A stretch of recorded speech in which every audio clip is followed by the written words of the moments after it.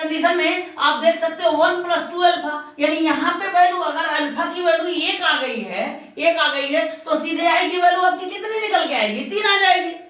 तो इसी तरह से आपका प्राइमरी इलेक्ट्रोलाइट है, और अगर टेट्रामरी होगा तो आई की वैल्यू 4 होगी। कब 4 होगी, जब 100% डिसोसिएशन होगा तब। अगर पेंटामरी है तो आई की वैल्यू 5 आएगी। कब आएगी, जब 100% डिसोसिएशन होगा तब। Don't forget it. अगर डिसोसिएशन 100% से कम है तो आई की वैल्यू ये नहीं आएगी, तो इस कंडीशन में आप इस चीज को देख लीजिए कि 100% आने पे कितनी होगी। ठीक है, 100% आने पे अगर डाइमरी इलेक्ट्रोलाइट है तब, ट्राइमरी है तब, टेट्रामरी है तब, पेंटामरी है तब। इसको आप आसानी से आप इसको देख सकते हो। हाँ, एक चीज और आप देख सकते हो, इस चीज को हम हटाते हैं। अब आप इस चीज को देखिए, एक चीज मैं और आपको दिखाना चाहता हूं।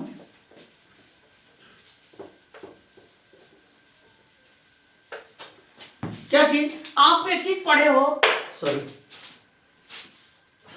एक चीज देखे हो कि आपने क्या किया था कि कोलिजेटिव प्रॉपर्टी सीधे किसके थी, नंबर ऑफ सोल्यूट पार्टिकल्स या number of mole of solute particles, यानी कि कोलिजेटिव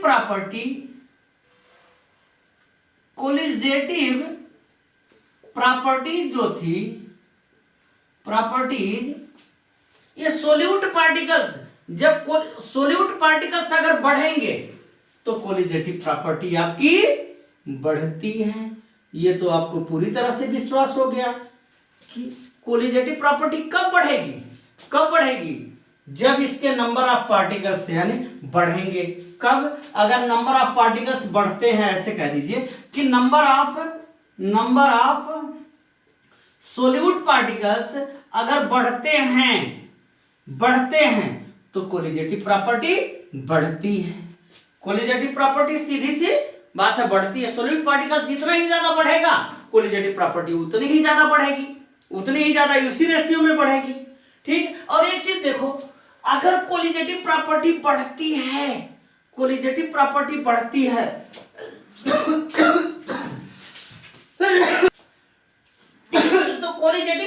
जब बढ़ती है, नंबर ऑफ सोल्यूट पार्टिकल्स बढ़ेंगे तो कोलिजेटिव प्रॉपर्टी बढ़ेगी। कोलिजेटिव प्रॉपर्टी बढ़ेगी तो एक चीज जरा गौर करो आप, इसका मोलर मास बताओ अब बढ़ेगा कि घटेगा। मोलर मास,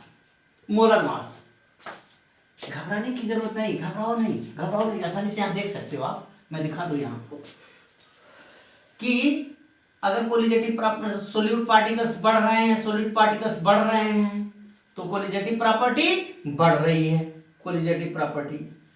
अब अगर मान लीजिए ये डिसोसिएशन के केस में मैं दिखा रहा हूं आपको, ठीक है, और अगर मान लीजिए कि कोलिजेटिव प्रॉपर्टी बढ़ रही है तो नंबर ऑफ पार्टिकल, तो इसका मोलर मास में क्या फर्क पड़ेगा, जरा आप ये देखो तो मोलर मास में कितना फर्क पड़ेगा। मैं यहां प्रैक्टिकली दिखा दूं आपको, आसानी से समझ सकते हो, आपका डाउट दूर हो जाएगा।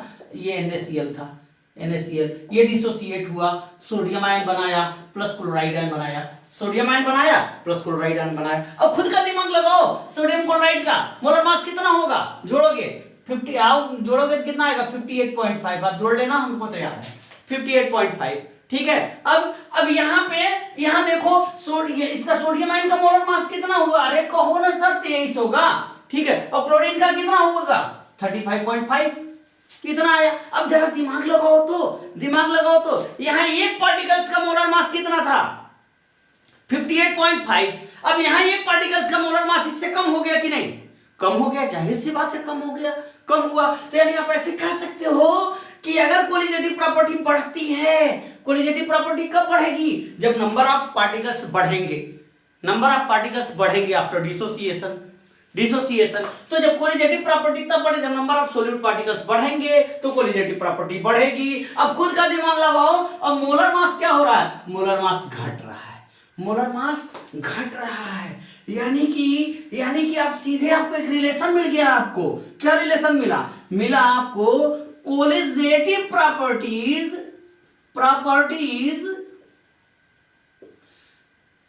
Is inversely proportional to molar mass. कहो ना आप, मोलर मास, यानी दोनों में उल्टा रेशियो आया, दोनों में उल्टा रेशियो आया। तो सीधे आप एक फार्मूला पढ़ के आए हो क्या, I equal to observed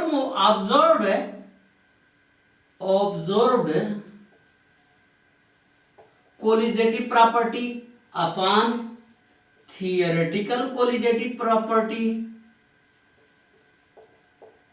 theoretical colligative property. ये फार्मूला I इक्वल टू पढ़ के आए हो।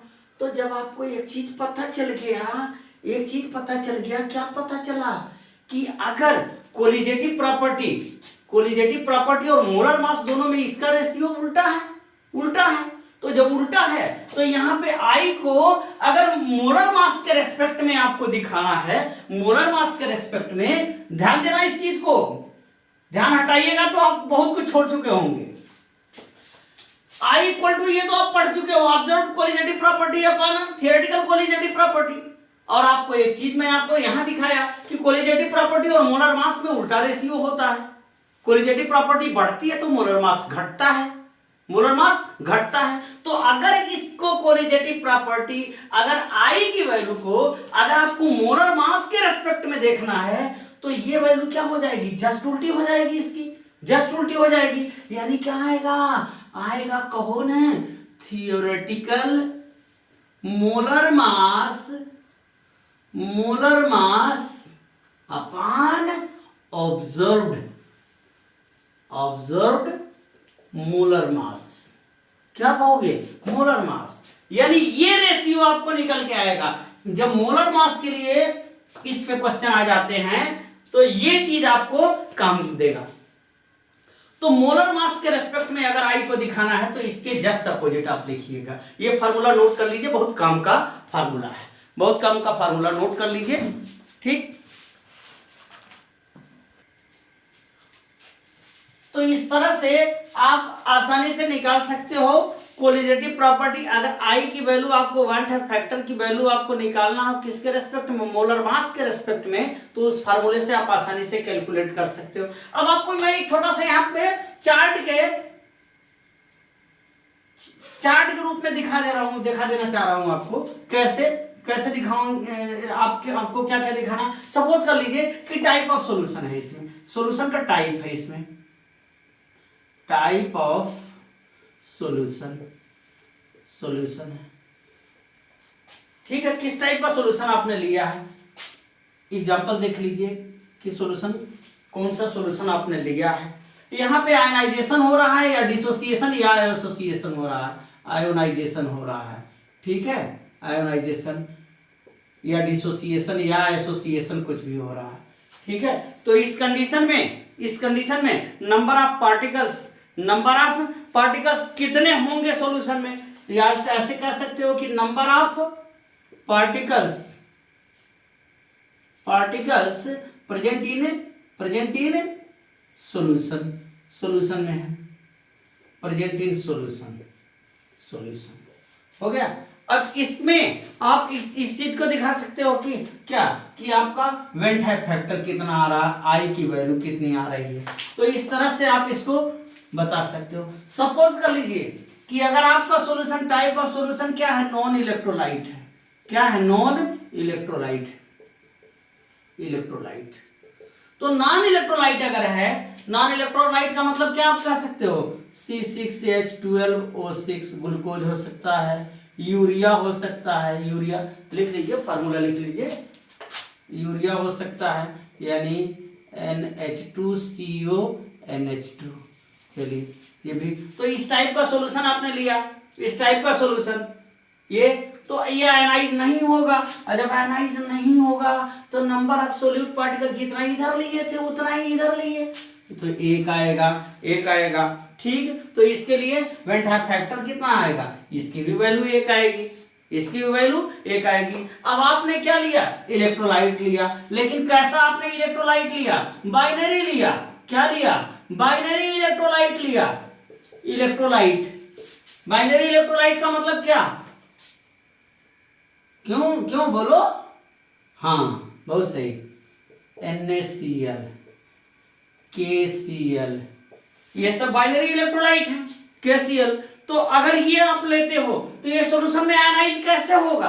आयनाइज कैसे होगा? अरे आप कहो ना, जनरल फॉर्म में अगर कहोगे तो ये भी बाइनरी है तो ये भी, ठीक है, ये आयनाइज होगा।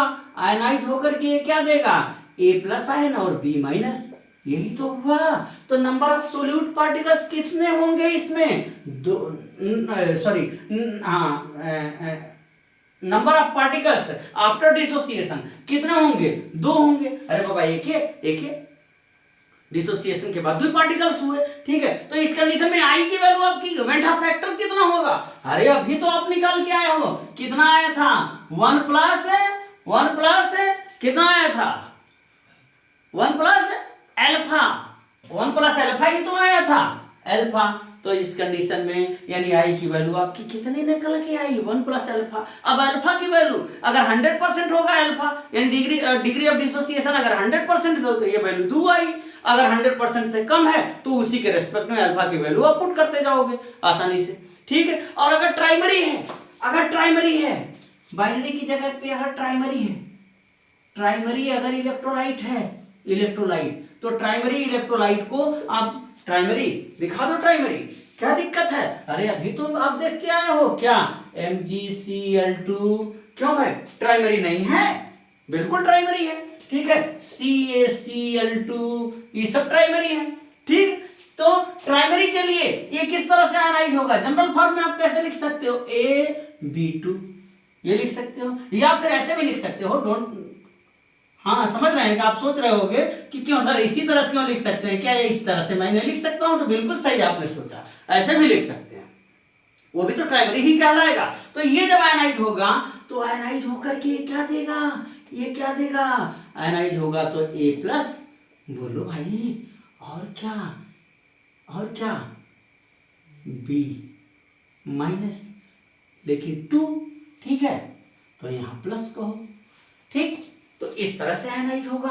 अब नंबर ऑफ सोल्यूट पार्टिकल्स कितने होंगे? अरे बाबा कहो ना 2 ही, एक यहां 3, ठीक है। तो number of solute particles in solution कितने होंगे? 3। तो इस कंडीशन में अल्फा की वैल्यू अभी आप कैलकुलेट करके आए हो, कितनी आएगी? 1 + 2 अल्फा, 1 + 2 अल्फा आई ना, 1 + 2 अल्फा। कोई दिक्कत नहीं? कोई दिक्कत, ठीक है। अब अगर आपका टेट्रामरी होगा, टेट्रामरी इलेक्ट्रोलाइट होगा, तो इस कंडीशन में आप क्या कह सकते हो? ट्राइमरी, टेट्रामरी, ठीक। तो कोई भी एग्जांपल ले सकते हो, तो उसी तरह से आप निकालते जाओगे। तो टेट्रामरी के लिए आपकी वैल्यू कितनी आएगी? 1 प्लस बोलिए, हाँ सही कहे, 3 अल्फा, यही तो आएगा, ठीक है। तो इस तरह से आप इस चार्ट से भी अपना आप शक दूर कर सकते हो, अपना शक दूर कर सकते हो।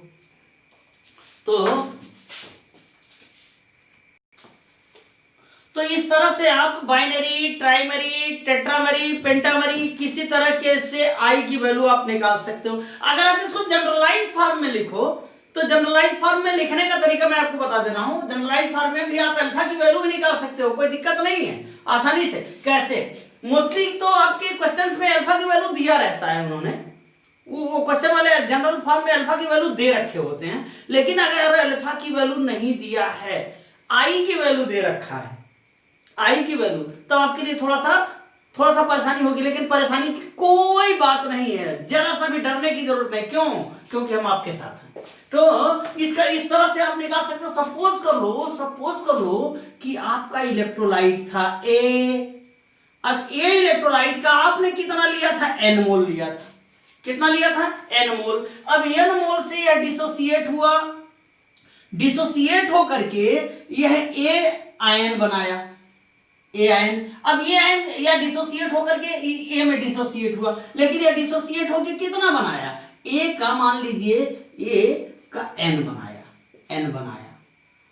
n पार्टिकल्स बनाया, n मोल आपने लिया, डिसोसिएट होकर के n आयन से इसने दिया और n दिया।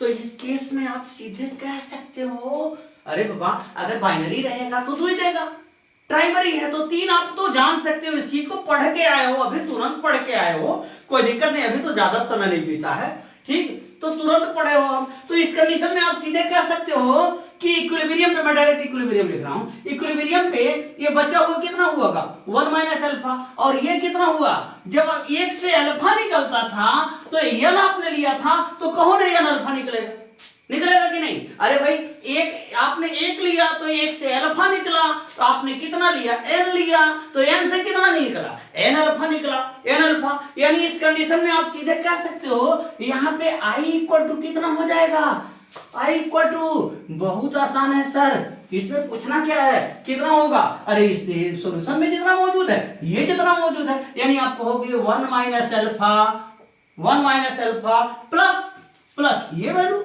n alpha. अब ये n 2 भी हो सकता है, 3 भी हो सकता है, 4 भी हो सकता है, कुछ भी हो सकता है, तो कहो ना n अल्फा अपॉन i की वैल्यू। इसीलिए मैं इस फार्मूले को नहीं हटाया हूं, तो ताकि आपको हमेशा याद रहे, देखते देखते याद हो जाए आपको। Total number of mole of solute particles after dissociation, dissociation होने के बाद यही तो सॉल्यूशन कितने पार्टिकल्स बचे हैं टोटल सॉल्यूशन में, ठीक। और total number of mole of solute particles before dissociation, तो बिफोर के पहले 1 थे, 1। तो इस कंडीशन में आप सीधे यहाँ पे अगर अल्फा की वैल्यू आपको नहीं पता, ये वैल्यू दे रखा है, तो डोंट फॉरगेट, इसी को ही तो इधर उधर करना है, ज्यादा आपको घबराने की जरूरत नहीं। क्या हो जाएगा, i minus 1 upon n minus 1। इस तरह से आप अल्फा की वैल्यू भी कैलकुलेट कर सकते हो। यह डिसोसिएशन के केस में है। कोई भी इलेक्ट्रोलाइट होगा, बाइनरी हो, ट्राइमरी हो, टेट्रामरी हो, पेंटामरी हो, तो हर केस में आप इस तरह से इसको आप आसानी से इस तरह से अल्फा की वैल्यू भी कैलकुलेट कर सकते हो। अगर आई की वैल्यू दिया है तो ज्यादा आपको घबराने की जरूरत नहीं, अल्फा की वैल्यू भी आप कैलकुलेट कर लोगे। और अगर आई की वैल्यू नहीं दिया है तो आपको वहां तक पहुंचने का कोई जरिया दिया होगा, और उस जरिया से आप कैसे पहुंचोगे वो तरीका मैं आपको बता दिया। तो इस तरह से आप डिसोसिएशन के केस में आसानी से निकाल सकते हो। अब बचता है एसोसिएशन के केस में,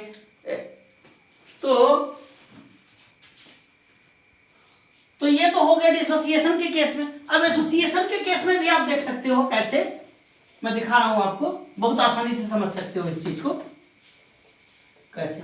सपोज कर लो वही चीज एसोसिएशन आपको दिखाए थे, क्यों लंबा चौड़ा लिखें, CH3COOH, इसका 2 मोल आपने लिया था, एसोसिएट हो गया, एसोसिएट होके उधर लंबा कहां बनाए, CH3COOH, ऐसे कर दो, ऐसे हो गया, तो जुड़ गए, यानी डाइमेराइज होगा। और जब डाइमेराइज हो गया तो इसको जनरल फॉर्म में इसको भी आप लिख सकते हो, कैसे आपने A लिया, A इसका कितना लिया, n मोल। अब ये एसोसिएट हुआ, डिसोसिएट होने के बजाय एसोसिएट हुआ, और एसोसिएट होके सपोज कर लीजिए 2 मॉलिक्यूल्स जुड़ के एक मॉलिक्यूल बनाया, या 3 मॉलिक्यूल्स जुड़ के एक मॉलिक्यूल, या 4 मॉलिक्यूल्स जुड़ करके एक मॉलिक्यूल, या n मॉलिक्यूल्स जुड़ करके एक मॉलिक्यूल बनाया, तो सीधे आप यहां कह सकते हो A, अब ये क्या, n मॉलिक्यूल्स n जुड़ गया, तो सीधे आप कह सकते हो कि जब आप शुरुआत इसका 1 लिए थे, यहां देखो, इस केस में देखो, आप समझ सकते हो, इसका आपने 2 मॉलिक्यूल लिया,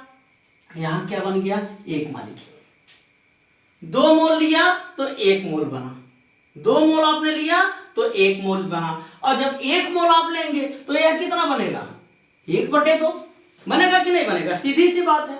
आपने n मोल लिया तो 1/n, अल्फा मोल लिया तो अल्फा बाई n, तो सीधे कह सकते हो। तो एट इक्विलिब्रियम, डायरेक्ट इक्विलिब्रियम पे लिख दीजिए, इक्विलिब्रियम पे क्या, इसका बचा हुआ कितना हुआ, 1 माइनस अल्फा, और यहां कितना बचा, खुद का दिमाग लगाओ, अरे बाबा कहो ना, अल्फा बाई n। तो इस केस में आई की वैल्यू क्या निकालोगे, आई की वैल्यू, अरे फार्मूला तो आपके सामने पड़ा हुआ है, क्या फार्मूला आपके सामने पड़ा हुआ है, क्या पड़ा हुआ है, total number of mole of solute particles after dissociation और एसोसिएशन। यहां देखो डिसोसिएशन आप पढ़ चुके हो, एसोसिएशन, तो एसोसिएशन का केस में आपको दिखा दे रहा हूं। तो टोटल नंबर है, सॉल्यूशन में ये भी है, दोनों मौजूद हैं, तो 1 minus alpha plus alpha by n अपान 1, कहो ना आप, यही तो कहोगे, इसको आप सॉल्व कर लो, आसानी से सॉल्व कर सकते हो, कोई दिक्कत नहीं, कोई दिक्कत नहीं। तो आप सॉल्व किए तो आई की वैल्यू कितनी निकल के आई, 1 प्लस बोलो भाई 1 plus 1 upon n minus 1 into alpha, यही तो आया निकल के, यानी यह आपका क्या हो गया आई। तो ये एसोसिएशन के केस में आप देख सकते हो आई की वैल्यू आप निकाल सकते हो। अब सवाल ये उठता है कि आई की वैल्यू हम निकाल लिए, अब आई की वैल्यू को हम क्या करेंगे, चाहे डिसोसिएशन हो चाहे एसोसिएशन हो। तो अब आई की वैल्यू जब आपकी निकल गई तो अब आपको एक्चुअल कोलिगेटिव प्रॉपर्टी निकालनी है। तो आई ही तो एक ऐसा फैक्टर था कि जो हमको एक्चुअल कोलिगेटिव प्रॉपर्टी यानी calculated colligative property theoretical colligative property के बराबर नहीं आने दे रहा था, वही एक पेज था। तो इस पेज को खत्म करने के लिए क्या निकल के आया है आपका, इसमें आप क्या करोगे, गुणा कर दोगे टोटल का, यानी ऐसे कह दो ये गुणे हो जाएगा आई, यानी इसका इसमें क्या कर दोगे, ये कर दिए। और आपका अब डिसोसिएशन या एसोसिएशन के केस में ये वैल्यू आपकी, यानी ये फार्मूले अब आपके कोलिगेटिव प्रॉपर्टी के फार्मूले क्या हो जाएंगे, आई। यानी आई हम क्यों निकाले, इतना लंबा चौड़ा हम परेशानी क्यों मोल लिए, हमको क्या परेशान कर रहा था डिसोसिएट और एसोसिएट हो करके। तो यह जब हमारा आई निकल गया तो कितने का अंतर आ रहा था, आपने आई से गुणा कर दिया, सीधे निकल आया। अब आपकी एक्चुअल कोलिगेटिव प्रॉपर्टी निकलेगी। तो इस तरह से जरूरत पड़ती है हमको वेन ठा फैक्टर की, वेन ठा फैक्टर। और वेन ठा फैक्टर आप आसानी से समझ लिए। वेन ठा फैक्टर में आपको जितने भी पॉइंट्स बताए हैं, हमें उम्मीद है कि आप इसको कायदे से तारुली देखेंगे तो आपको परेशानी नहीं होगी। अगर एक बार में नहीं समझ में आता है तो थोड़ा सा रिप्ले करके आप दोबारा उसको रिप्ले करके देख लीजिए, आसानी से आपको वेन ठा फैक्टर समझ में आ जाएगा। और जब वेन ठा फैक्टर की वैल्यू आप निकाल लोगे तो आप आसानी से कोलिगेटिव प्रॉपर्टी में क्या डिफरेंस आ रहा है, किस तरह से एक्चुअल कोलिगेटिव प्रॉपर्टी आप निकालोगे, आसानी से आप इसको निकाल सकते हो। तो नेक्स्ट वीडियो में हम आपको इसके कुछ न्यूमेरिकल्स प्रॉब्लम सॉल्व करा देंगे कि किस तरह से आप इसको इस तरह से आप आई की वैल्यू को पुट करोगे, अल्फा की जरूरत कहां पड़ेगी, आई की जरूरत कहां पड़ेगी। तब तक के लिए पढ़ते रहिए और आप बने रहिए। और अगर दिक्कत हो, कोई भी परेशानी हो तो उसको कमेंट सेक्शन में लिखिए। आपका स्वागत है।